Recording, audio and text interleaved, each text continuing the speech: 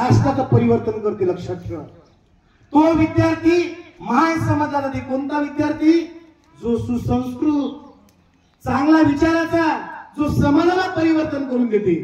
आणि त्याच्यासाठी वंदनीय राष्ट्रसंतांनी आजचे सान सान बालक उद्याचे तरुण कार्यकर्ते होतील, गावाचा देशाचा पांग फेडतील, उत्तम उत्तम गुणांनी. याच्यासाठी सुसंस्कार शिबिर आहे. आपल्या आई वडिलांची हेलना करू नका, याच्यासाठी सुसंस्कार शिबिर आहे. आपल्या घरची गाय कत्तलखान्यात पाठवू नका, त्याच्यासाठी सुसंस्कार शिबिर आहे. आपलं गाव व्यसन मुक्त करायचंय, त्याच्यासाठी सुसंस्कार शिबिर आहे. आपलं गाव आदर्श करायचंय, त्याच्यासाठी सुसंस्कार शिबिर आहे. आणि एक विद्यार्थी एका सुसंस्कार शिबिरामध्ये जर आला ते एक कुटुंब घडते.